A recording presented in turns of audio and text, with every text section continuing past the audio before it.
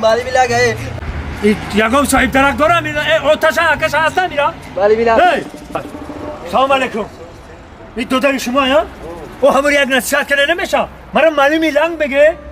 من خیلی نمیمونم من هیچ که توزر لنگ گفتگی نیست آرام شد من ملی صدا بهتون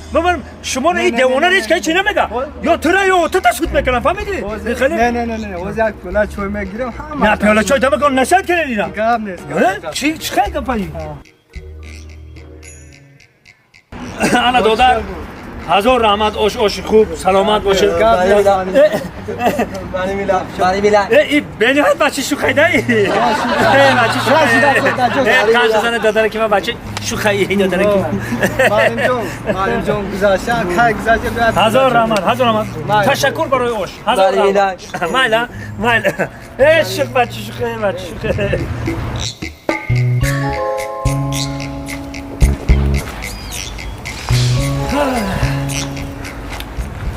مالی میلنگ این با هم دیوانه کو مالی میلنگ بلند گفتی ها؟ بلند گفتی کو من اکتا دیره گفتم که قطعی آتا تمگاه میره نصیحت کنه بو مرا لنگ گفته محمد دیره بچه اینجا بیا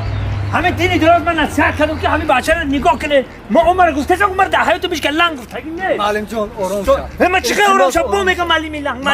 آرام شد همه آتا تا نگفتی که همه مالی من خیلی میگم من خیلی نمیمونم من ملیسه دویتم این را سود نمیکنن یا تو آتا تا سود میکنن یا یک پیاله چای میگیرم یک پیاله چای دیگه یا برو خاطر ببینم تو برو خاطر ببینم تمام معلم جون خیلی بیا بدونم یک پیاله چای میگیرم بعد همون خاطر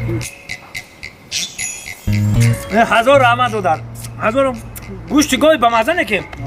بسیار با خوردم هزار رحمت و گاو که کشته بده نه دینا کشته معرکه یک سوم معرکه در شروع میکنیش نصیب شو بخیر ماله بچه چه من که درس دارم برم اکمال میدم هزار رحمت هزار اهمیت نتیم مال هزار رحمت خب شام سر شده خورش ها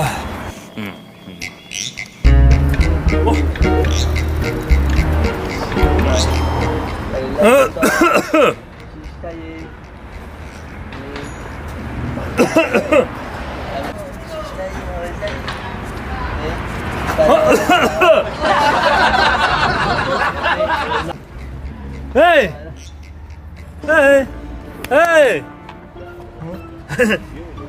مرا نشناختی چی بلو؟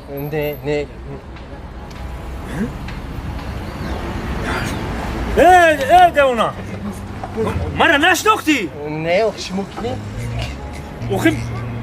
نشناختی مرا؟ نه اوخی مایم همون معلم میلنگ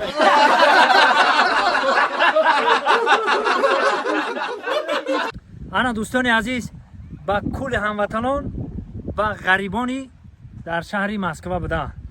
با شما توصیه میتونم شرکت محیدین مرامت این رقمشون واتساپ دارن مرامت زنگ بزنین آفیسشون در مترو ودنی استادیون های آفیسشون مرامت کنین برادرها